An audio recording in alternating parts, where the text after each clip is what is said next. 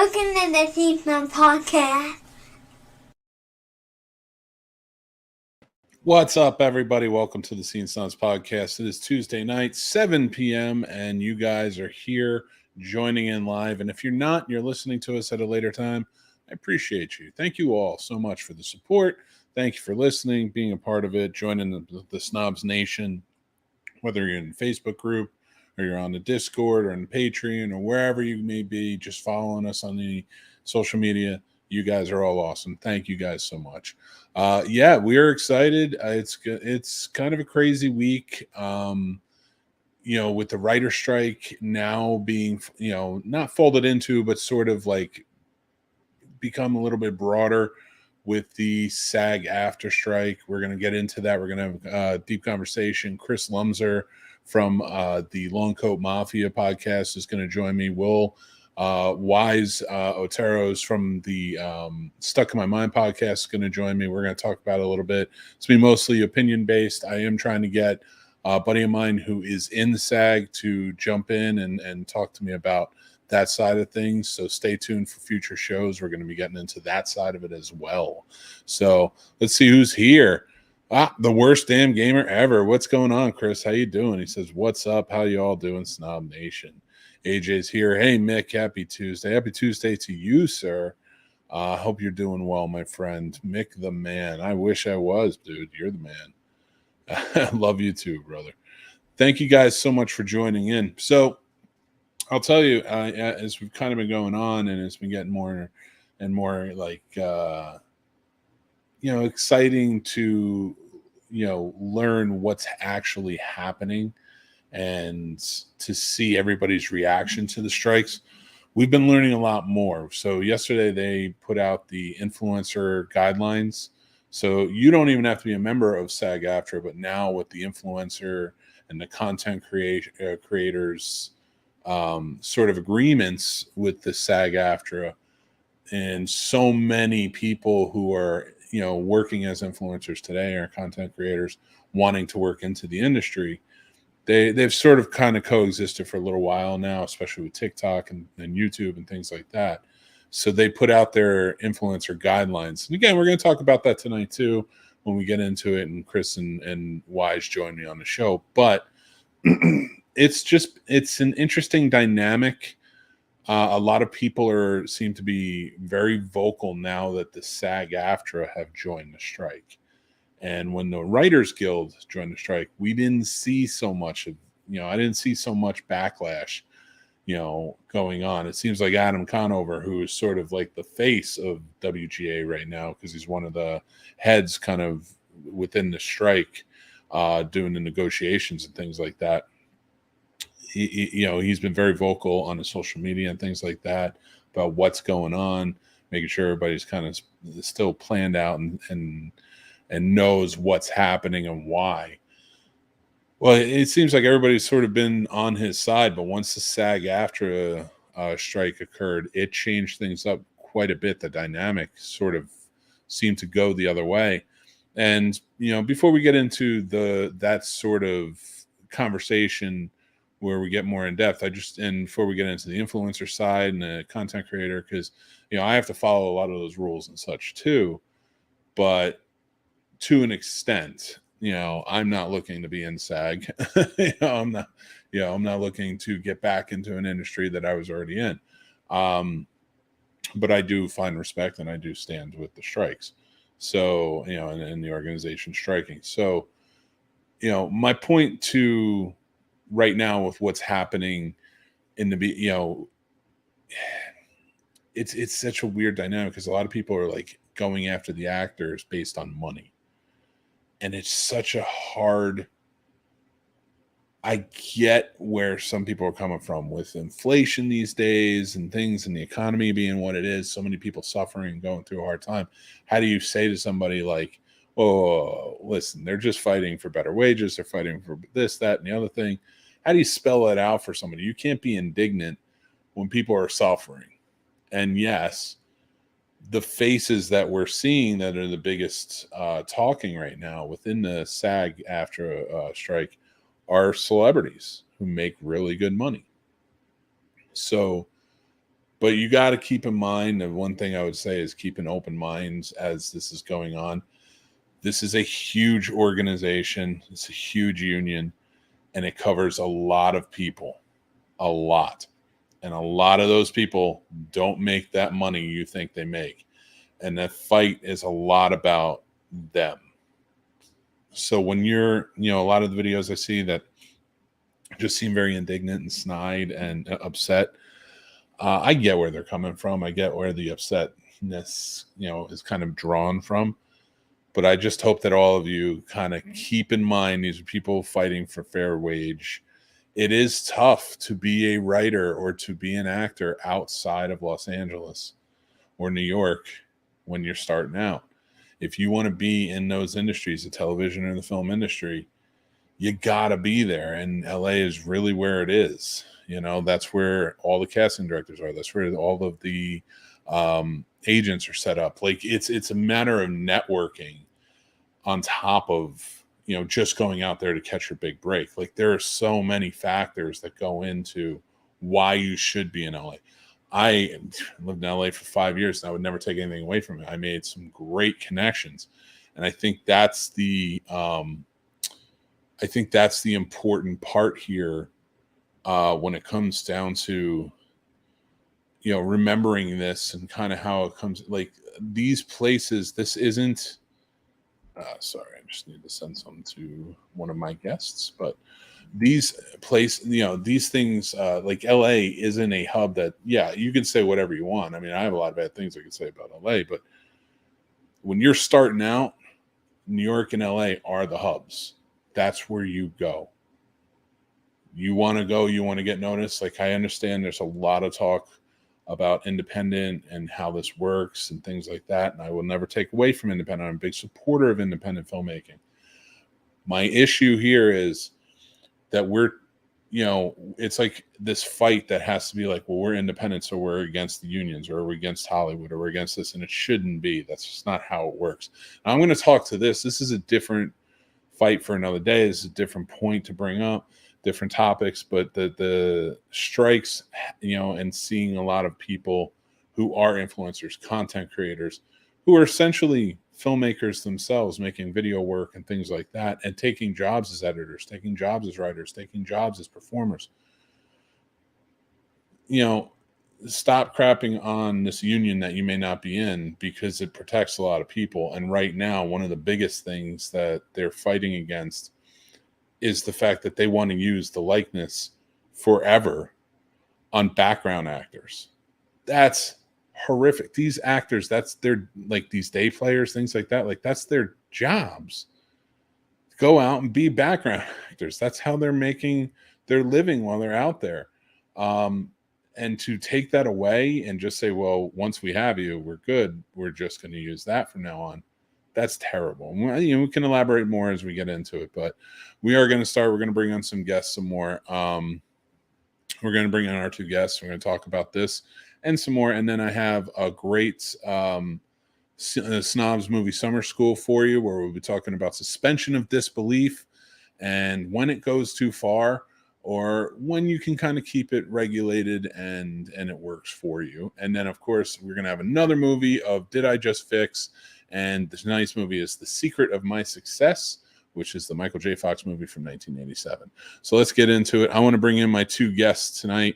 We have Chris Lemsler. He is the host of the Longcoat Mafia podcast.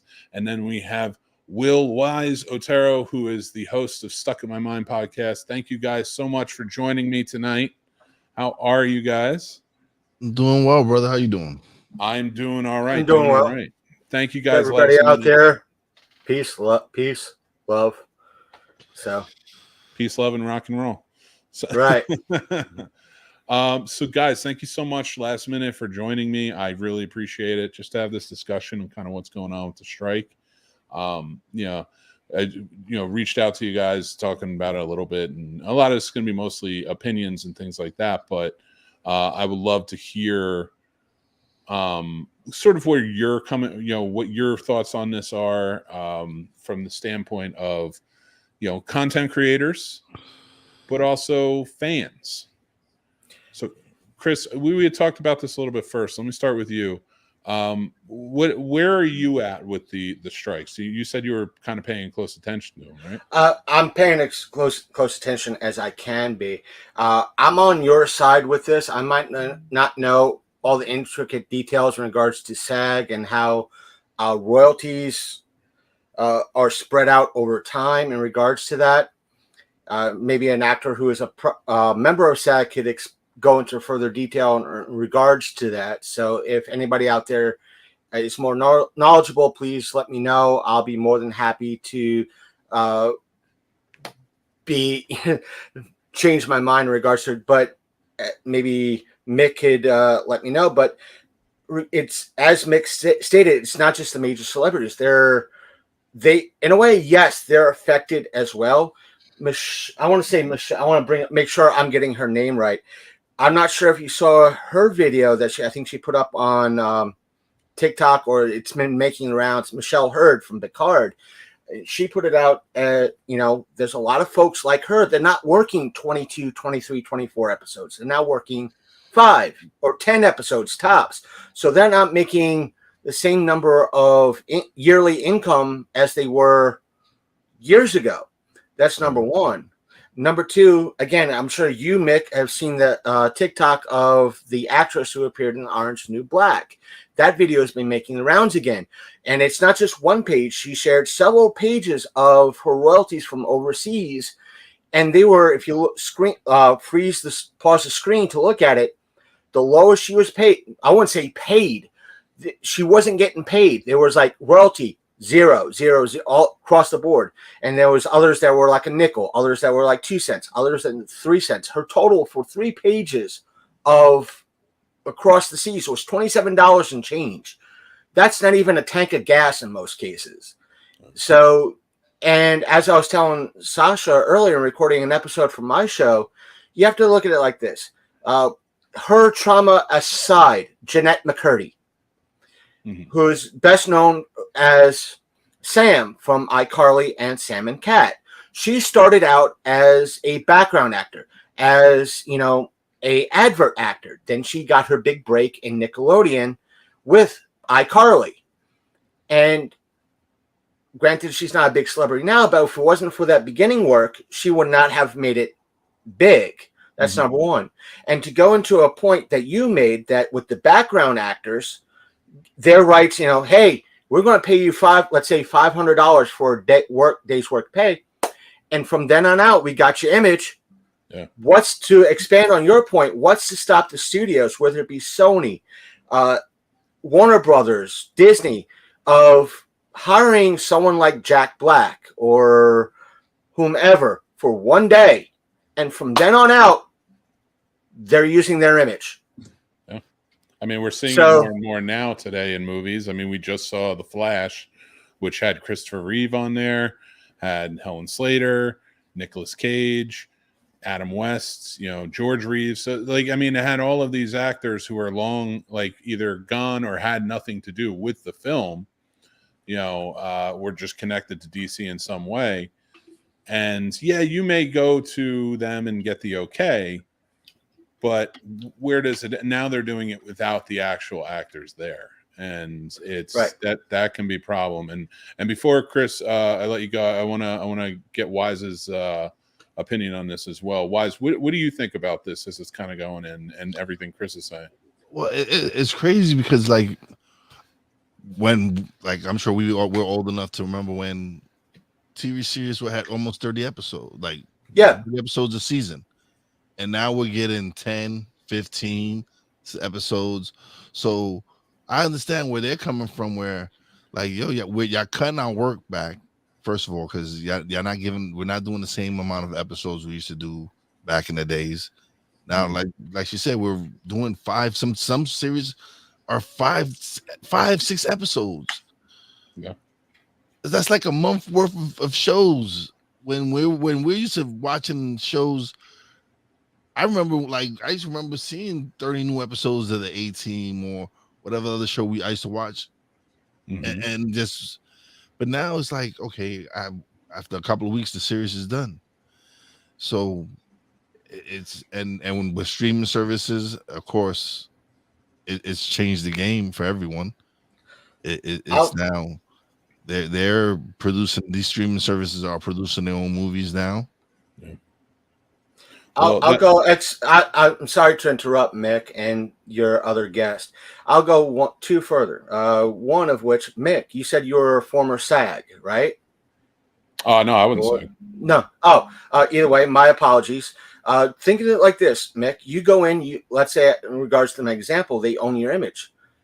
Your image is now this major big movie star. You're not earning a dang thing. And everybody's asking you for your autograph, and you're living in a trailer park in like Kentucky or Utah or someplace like that, and working at McDonald's. You're not making any money. Well, that's not. I know it's iffy. The case, because that does happen. I'm just saying it's that iffy ground. Well, it's not that. It's only iffy when it comes to what are they projecting as your image. So. Now, I'm an actor. I step in. I agree to do this role. Now, at any level, from independent all the way up, you're going to sign forms that are going to say we have the right to use your image however we want, because it's going to be edited however you're going to do it. And we do, and we get paid for it, and we agree to our residuals or royalties. That's why we have our representation, or we don't. We figure it out for ourselves. This is a situation where I definitely agree with you to a point, like, because now if I'm an actor and I finish a movie and they have that footage, they own that footage. Anything I'm in, they can use that footage, as long as it's agreed upon. Like if they want to put me in a porno, using that footage, like I'm sitting there watching a porn, there are agreements that have to be met within our contracts. Some people don't know that. That's why we have representation. That's how it is. This is a little bit different with the AI and with the deep fake and things like that, and the CGI that they're doing, where you're right, and this is where it gets sketchy. Like, if they own that footage, that's fine. There's nothing wrong with that. And as long as it's agreed upon in the contract to use it in different things, like remember when they had the John Wayne, was it Bud Light commercials back in the day, where John Wayne would come out and, he was long dead, but they would still use scenes from movies from him. You get those permissions and such to do that, but that's footage is still owned. Like, you can still use that however you want. Like, the studio sells that to Bud Light if they want to use that, not the Wayne family. So my point with that, and kind of how this is playing out, now they're saying that we can use that footage recurringly over and over and over again in all these different movies that you have no chance at even looking at first. And that's where it comes in wrong. It comes to in place where it's wrong, is because it's like, okay, I don't even know what you're using it for. And it may not even be me. Like, you may just use my likeness. So you may deep fake me onto somebody else. You may do that. Now, how does an actor stand starting out? Right. That's my point. That's why I'm asking questions. How slippery can this slope get? And the actors and actresses striking is the perfect thing in saying, hey, wait a minute. We want to prevent this slope from getting way too slippery now, instead of it, or to kind of quote Babylon 5, Kosh from Babylon 5, the avalanche has already started. It is too late for the pebbles to vote. So it's better now that the pebbles vote before the avalanche gets started, and it's too late in a way. Mm-hmm. Yeah. And you're right. And the means don't justify the ends. So like the studios clearly want to use this new technology to make movies and do it cheaply. Mm-hmm. They have inflated these budgets with these huge stars for too long.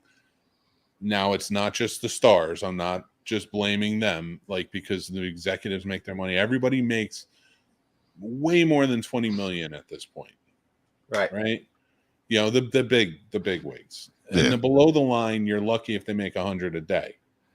The real grunt workers, the real ones doing it. Even the writers, you're lucky if they're making, there's some writers that do well and they make a good living. And as to prove, Adam Conover is the biggest voice right now, and those making the money because they have the biggest voice, they could have the bigger voice to speak for the folks that are not making it. And some of the folks are complaining in regards to the writers. They're making $68K a year on average, or the median, $68K. Depending on who you talk to, it's roughly the same number, give or take. Now you got to figure in California and California, LA, San Francisco, it's a higher cost of living, just like in New York City and New York. $68K in New York City and LA might be the equivalent of here in Virginia and West Virginia and Pennsylvania, it being like $12 to $24K a year. It's completely, saying, hey, they make $68K a year. Yeah, they have plenty. Might not be. There is a term called house poor, which means you can be making $100K a year and just barely surviving, making ends meet. You throw a couple of kids in there, 100K isn't that much. Ain't nothing. It goes easy. Yeah. No, let me just say, I could be wrong. It's just that I'm saying it in regards to questions like, hey, if I'm wrong, let me know. And yeah. Well, I want to hear your opinion on this. So thinking about it, the WGA strike has been like kind of eminently coming for a while now. Like they've been talking about it. They've been pissed off. And I will agree to this. Writers are wildly underpaid for what they do. Like, I mean, ultimately, the writers are serving you up the blueprint of everything we're seeing. And we put a lot of emphasis on everyone higher than the writer. And that's just my personal opinion. Now, I'm not going to stick that to you. But so for you, do you think that SAG and coming in and having a strike now overshadows the writers, or do you think that it will help? If they're doing it in unison with the writers, so for me, I feel it actually boosts them up, because now you have these stars, you have the Will Smiths, you have all these other people speaking out, talking about we're not gonna do movies if these writers don't get paid the way they're supposed to get paid. And to me, when the money makers are out there protesting and not working, then eventually the companies are gonna have to fold. They're going to lose too much money waiting for this strike to end. Yeah. Oh yeah, and that's generally how it always seems to work out. You get the companies finally like, all right, we got to get back to work, so let's figure out a deal. And the AI is just not going to work. It's not, because it's not even. Listen, the AI is limited on what it can do. They can do some great deep fakes and stuff like that, but you can still see how it's not really. You can still see the flaws in the AI and how the sound, how the video looks and all. So it's just,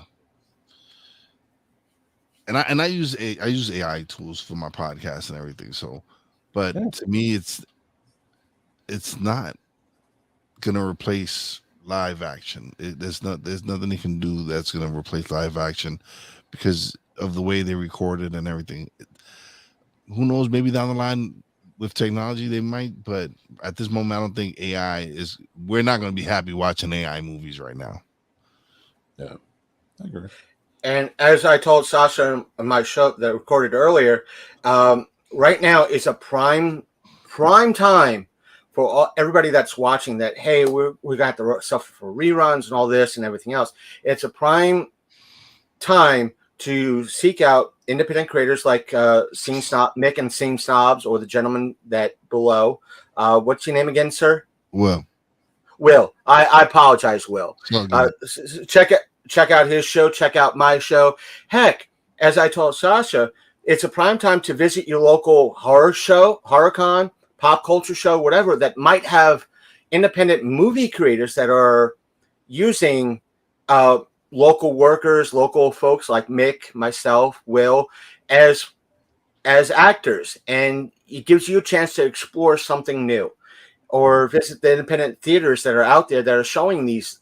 They might not be the best creators or the best product out there, like what Hollywood could put out, but it's original. By supporting them, they get floated up to the top, and they could become the next big thing when this strike is over. It gives them a learning experience and access to better equipment. True. And it's seeking out independent is always good. Supporting the unions is smart. Because it is, and they're just fighting for a living wage, and there's a small percentage that are celebrities. This is a big union with a lot of people, and I know a lot of people who are struggling just to make ends meet, and being on strike ain't gonna help with anything, and that's in both unions.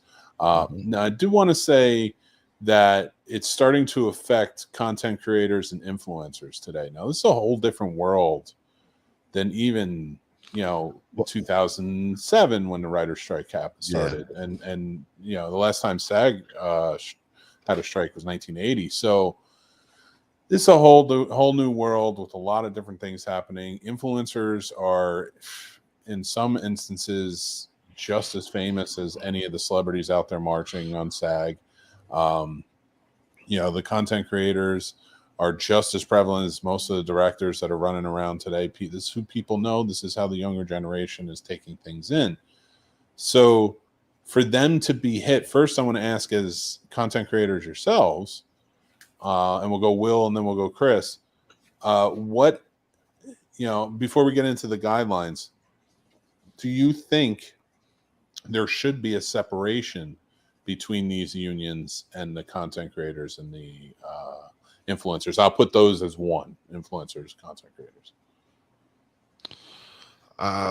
For me, I know it affects shows like yours. It shows like Tim's, and Jeff's as well, Jeff DeWalskins, because you guys have celebrities on your show.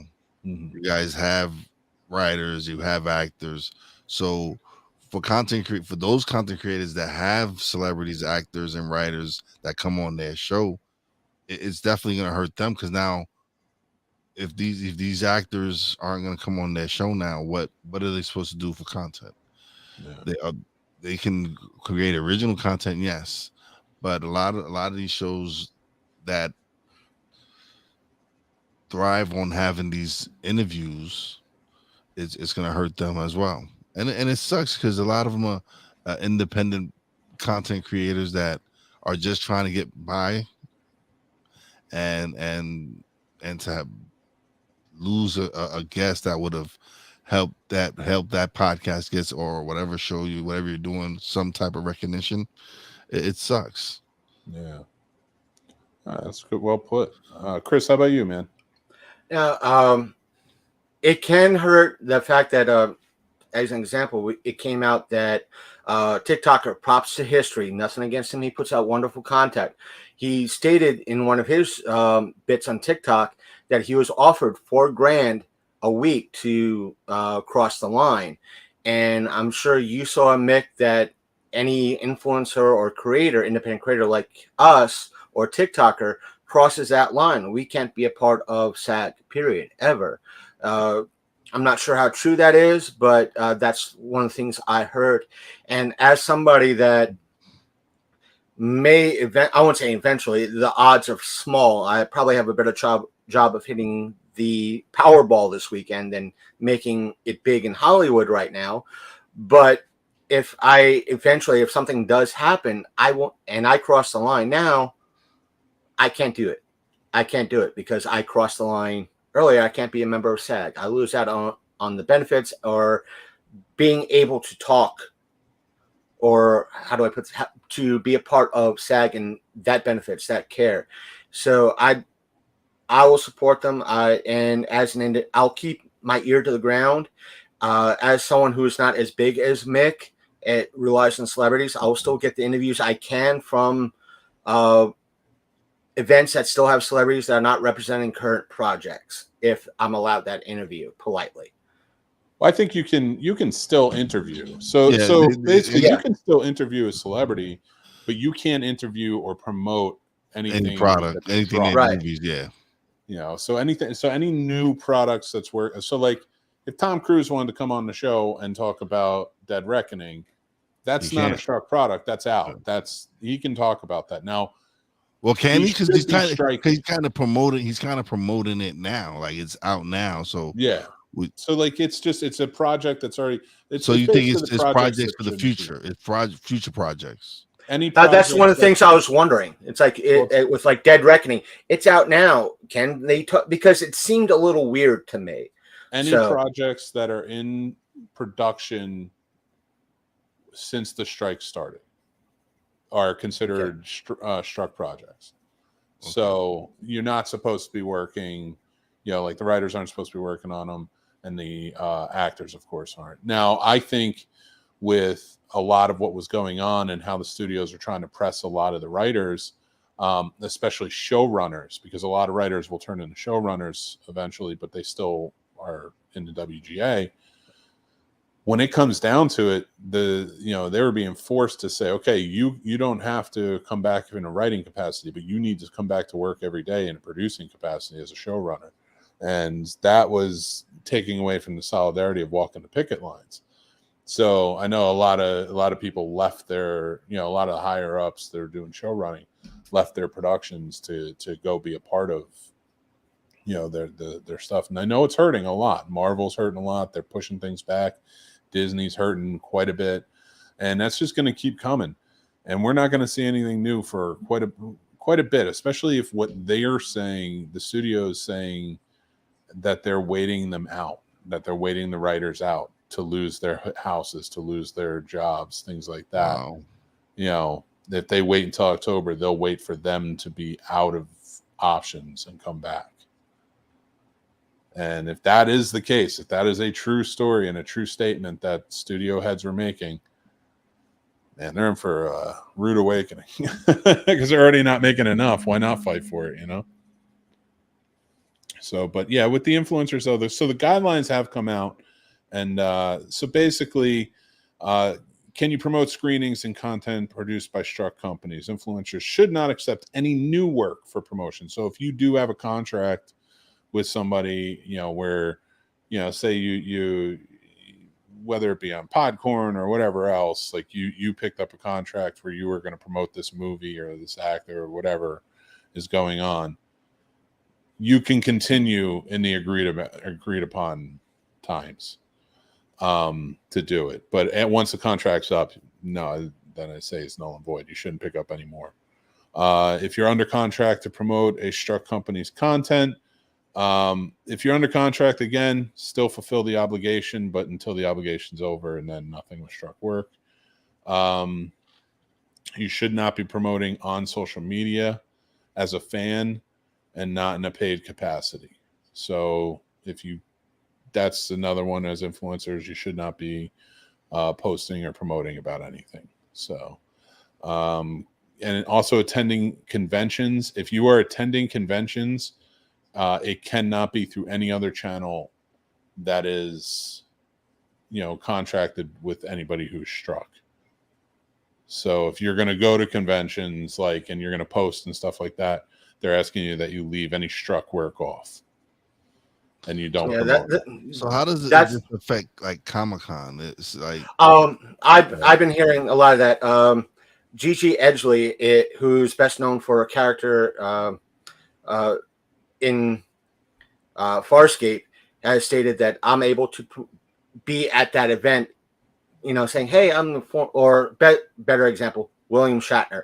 He could go to Comic-Con as, hey, I'm William Shatner. I used to be in Star Trek.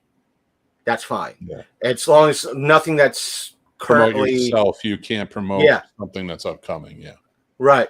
I'm known for, this, and this, and this. Or Tara Shaw.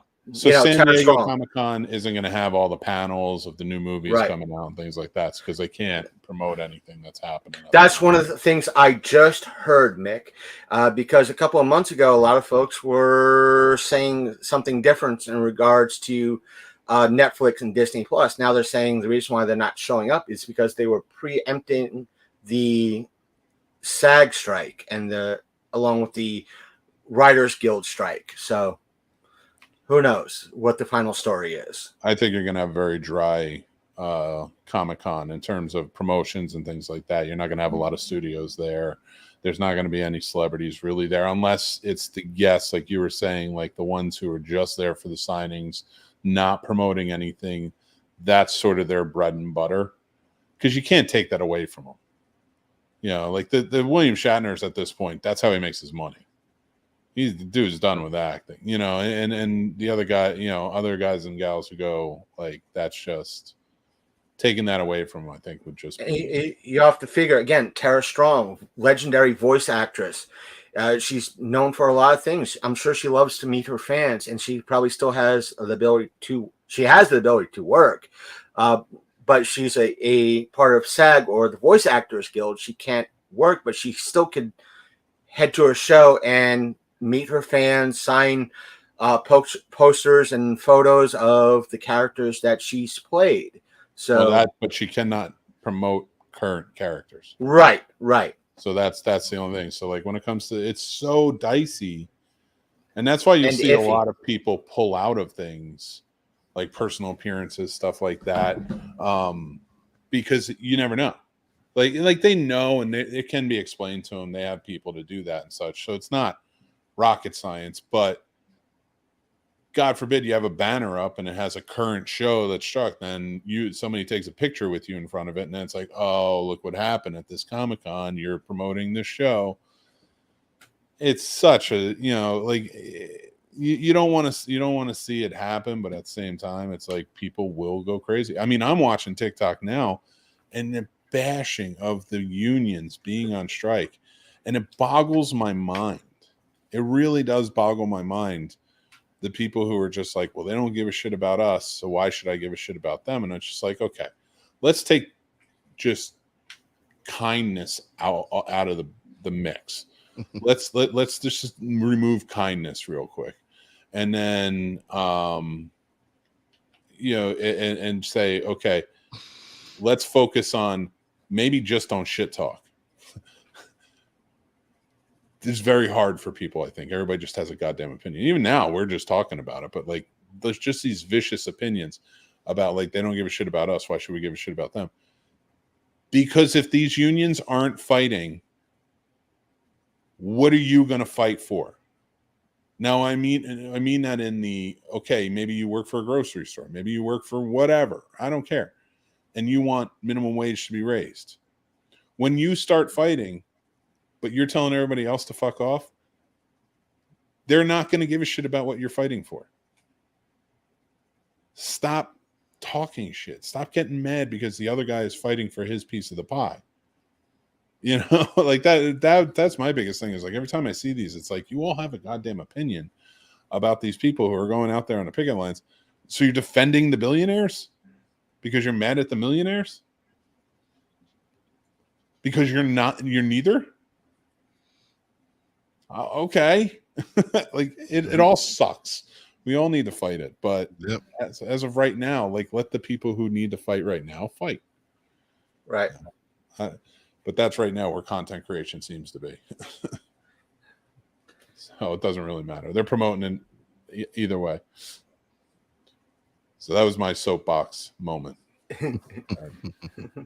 So, but you know, as we're kind of going on, any closing thoughts you guys want to talk about, and as you go, like, Will, I'll let you go, and then tell us about your show, and then Chris, I'm going to let you go, and then tell us about your show. I hope it ends soon, man. It's gonna be a while. It's gonna be crazy if we don't get any new content. Well, it might benefit us as content creators, because now people need to consume more content. But I love movies, man. So I would love the strike to end soon. I'm excited for a lot of the projects that are coming out. So please companies give in and pay these writers what they're worth, man. They're worth a lot of money, and I've made billions off these writers, and they just want their piece of the pie.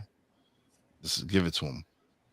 Absolutely. And you catch my podcast, Stuck in My Mind podcast, on all major platforms, YouTube, Stuck in My Mind podcast, and every major audio podcast platform available. All right, perfect. Thank you so much. I really appreciate it, Wize, coming back and being on the show. Chris, go ahead, man, to give us your final thought on it and tell us about your show. What more can I say? Will pretty much said everything I could say, and I concur with Will. It's going to suck right now with not having a lot of new content unless it's about to be released either this year. I can't wait. I don't say I can't wait. I want to see what kind of ripples are going to happen from once it ends and how things fall. I support the writer's strike and the Screen Actors Guild strike. So these folks need to get paid what they deserve, and how they're being treated is kind of sketchy and sucky. I know that sounds a little weird and wrong, but or childish, if you will. But either way, that's it. And I agree with Will. And as per my podcast, again, my podcast, the Long Coat Mafia Podcast, the internet's most hated mafia-themed geek podcast. We are found on all major platforms, including YouTube, Apple Podcasts, Google Podcasts, and so forth and so on. We are, currently have a challenge coming up in regards to kind of getting updated equipment for the show, but still, that's neither here and there. I want to thank Mick for having us on his platform right now. Check us out. Just do a search for the Long Coat Mafia Podcast on YouTube. You'll find us. I'm sure Mick will provide all the links in regards to, or at least our link that we sent him to find us all. Or I should say, if you want, head on over to our main website, which is thelongcoatmafia.podbean.com. Just pick an episode. All our links are there. Yep. Hard to argue. And the links are down in the description, so you can go check them out. I want to say thank you to Chris.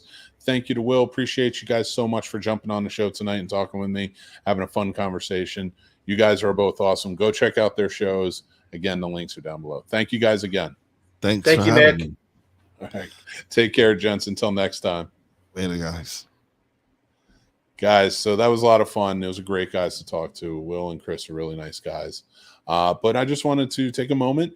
This episode is brought to you by Entertainment Earth. Guys, we have an affiliate link down in the description below. If you use that link to get any one of these amazing collectibles, I get my Funko Pops from there and more, but go check them out. You get 10% off when you use our link. It helps us go a long way. We appreciate you. But if you spend over $59, and that is not hard to do on this site, you will get free shipping and another 10% off. So go check them out. See what they got. You might find something you really like. They have something for everybody. All different types of geek stuff that we all love. And stuff for the kids as well. So Entertainment Earth, go check them out. Thank you, guys. All right, guys. So we had a great talk about the strike. We're going to kind of continue that beat. We're going to go on as the show continues on. And, I'm going to be getting a lot of guests on to kind of come on and discuss where it's at and where it's going, and knowledgeable people who have opinions and want to talk about it. So, but I want to talk to you guys a little bit about what we have going on here at the Scene Snobs. Now, if you guys are not privy to it, we have a lot of great shows that, we really like to do and really appreciate, making and producing. And we would love for you to join in and be a part of it and see what we got going on. And let us know what you think.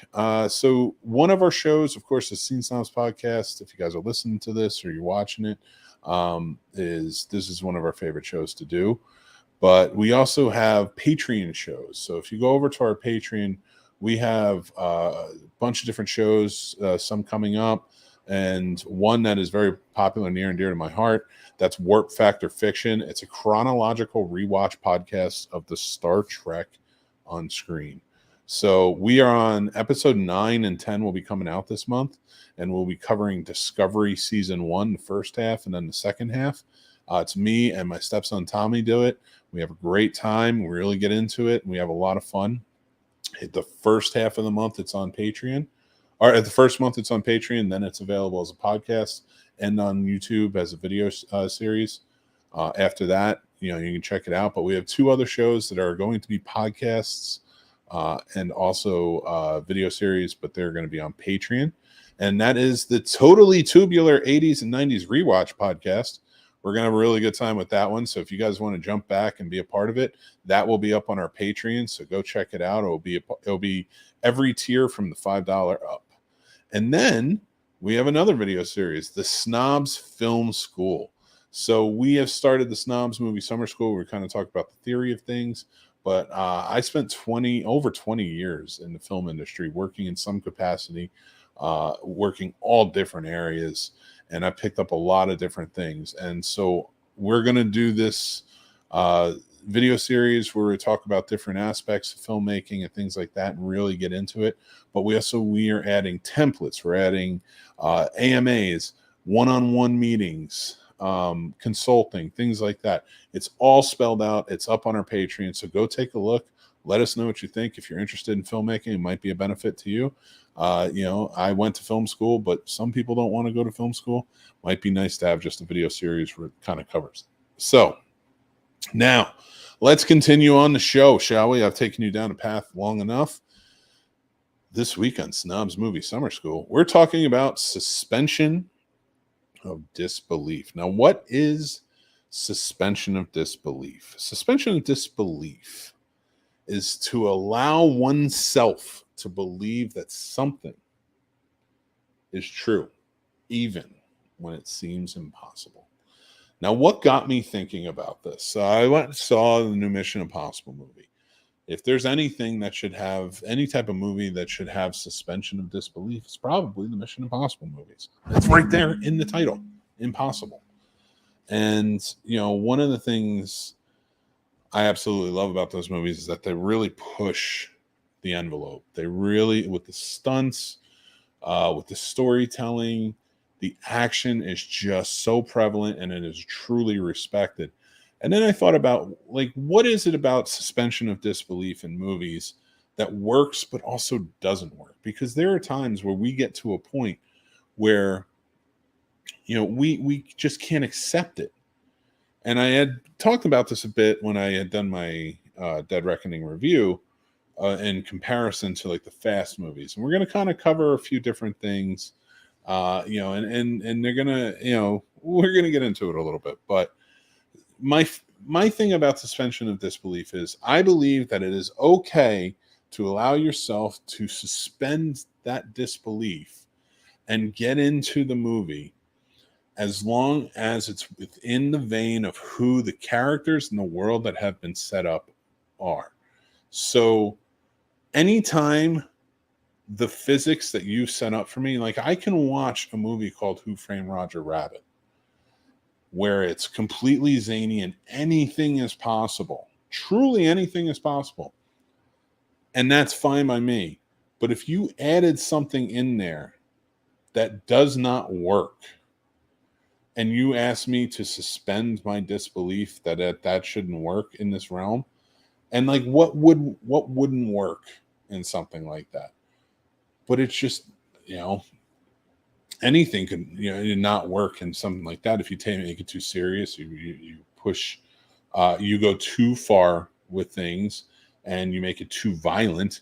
The violence is supposed to be absurd, it's supposed to be funny, but if you make it when they're doing the vat of, it's not juice, I forget what they called it in the movie, but the spray that they had, and they put the shoe in, and that's really violent, that's really dark, but they've been setting up the joke the whole time. And even when you get to that dark moment, that is the tension buildup. So it's still within the realm of disbelief that you can suspend it and be fine.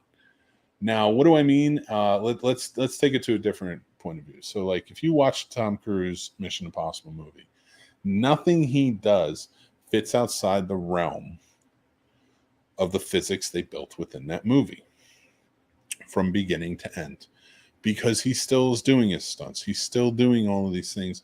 And it all sort of fits. And I think that's what's important to him when he makes these movies, is that it fits and it's believable. It's believable because he's doing it, because it's being worked on, because it's being planned.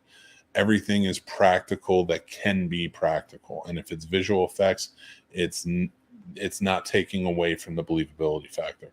But then you go over to something like the Fast X franchise, and they've pushed too far. Now you are expecting us to suspend this disbelief, but you've taken us from DVD stealing race car drivers to basically godlike superheroes.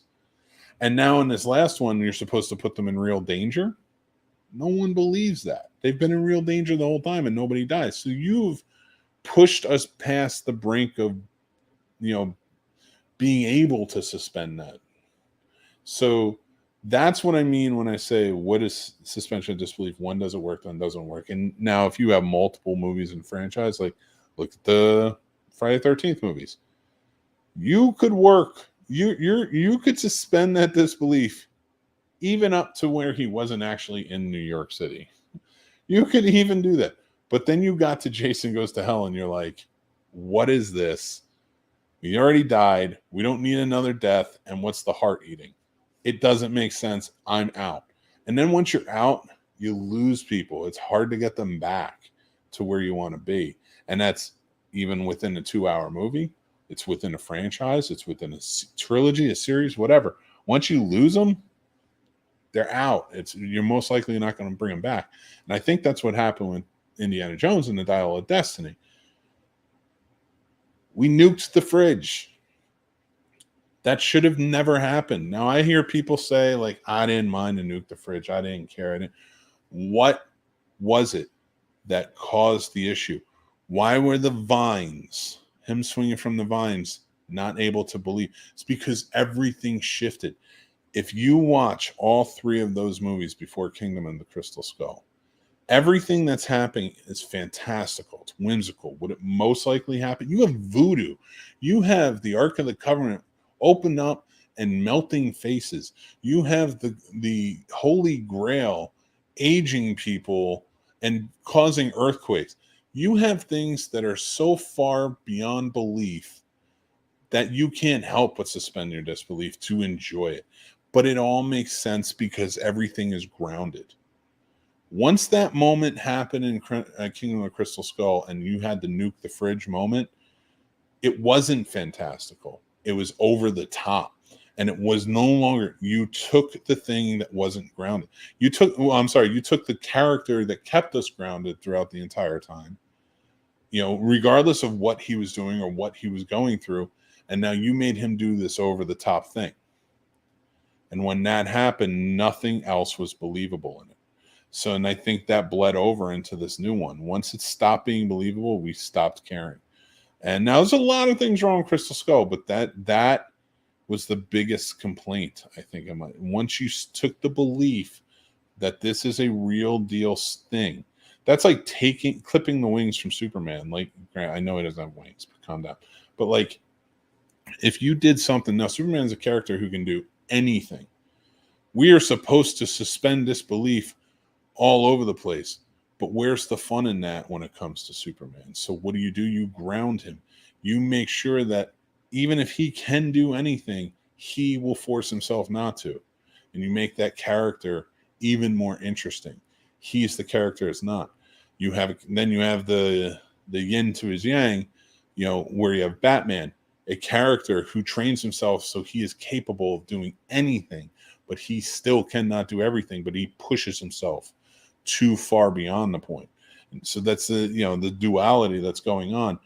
And then the believability factor is when we watch Batman, when he gets hurt and he's suffering, we believe it because this is a guy who pushes himself to the brink. This is a guy who is so intent and obsessed with what's going on. We believe he'll just heal himself. And then we see Superman and we know this guy can do whatever he wants, but we believe in him. We believe in who he is, and we believe in his ideals and his values and what he's bringing to the table, that we can suspend any disbelief. Like, that's why when he killed Zod, and I can forgive it because it still fits, because that's his first ever brush with having to kill somebody. And I think that is a good thing in movies, to actually kill some, like if you have a character who is refusing to kill, And Superman, who did not go through that trauma, should kill somebody to, especially another Kryptonian, to force him to make that decision. I will never do it again. Like, whereas Batman watched his parents die, he dealt with that trauma. Now I'm getting off the base of the suspension of disbelief, but that's what I'm saying is, like, we believe in him. So if he changes, if Superman can do anything, but if his character changes, that's when you're going to lose us. Now, Batman pushes himself to the brink. He's obsessed. He does everything. He can change his character. He can change how he does things. Like when he becomes a dad, he does this thing. It's when you start having him do the awkward things where it's like, I don't believe this. Yeah, the bat nipples. Don't believe it. You know, I cannot suspend it. It's past it. So like, it's important when it comes to suspension of disbelief to understand, like, it's very easy to fall out of, but as long as you keep it within the parameters of what your characters are capable of within the world that they've built, you cannot just take a turn, make a hard left turn, and in a movie or in a TV show, and say, okay, this is how the world works now, with no explanation. We will not believe it. Jason Taylor here says, "Hey Mick, just got home from the birthday. Thank you for joining in, guys." So that's my cover on suspension of disbelief. I will be again doing the video series for Snobs Film School, and that's kind of what these are based off of. So like, I do these where we have small talks, and then I'll do more in depth there. And I am going to get more in depth with some clips and things like that, suspension of disbelief, and really get into, from the writer's perspective and from the filmmaker's perspective, how to stay in line with, your character and your world that you're building. Whenever you're writing, you can change it however you want. You can make the world whatever it is, but make sure you stick to whatever it is. If unicorns exist in your world, that's fine. Even if they're brought to life within your story, that's fine too. But then they have to exist in your world. They can't be doing things, and that's your free pass to make anything happen. That's where suspension of disbelief goes away. And we'll get into an in-depth conversation about that with writing, things like that, directing.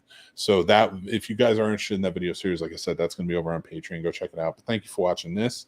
If you're watching this as a clip, or you're watching this or listening to it on the Scene Snobs podcast, we always appreciate it. But let's get into our next segment, which is, Did I Just Fix? And this week's movie is The Secret of My Success.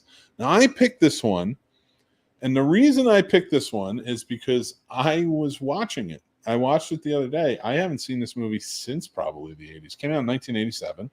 Herbert Ross directed. He had a lot of movies that he directed back in the day. A lot of them were musicals and things. He was a big theater guy, a big dance choreography guy. So when he started taking on movies, he was a good director. But I noticed that movies that he produced maybe weren't his best products. And this is one of the movies that he produced. Now, I like The Secret of My Success. I love Michael J. Fox. There are things with this movie that are troublesome. And it's a raunchy sex comedy, which I did not remember it being. I remember watching it on TV as a kid, but I didn't remember it being this raunchy sex comedy. Now, I remember, he had an affair with his aunt, which was odd. And as a kid, I don't think I thought about it. But as a adult watching this movie, I'm like, okay, interesting, crazy. And then, but the whole thing is a little too convoluted. So let me get to the story. Brantley, played by Michael J. Fox, is coming from the Midwest. He went to college. He wants to make it in the world of business. So he moves to New York City. He's supposed to have a job there, waiting for him. And as he gets in, he finds out the job is gone. So now he's kind of up the creek without a paddle. As he's going, he is trying to figure out where to get a new job, what to do. His mother's pushing him, go talk to your uncle. He runs some business out there. I'm sure he would meet with you. He had never met the uncle before. So finally he goes and sees him. They get along pretty well.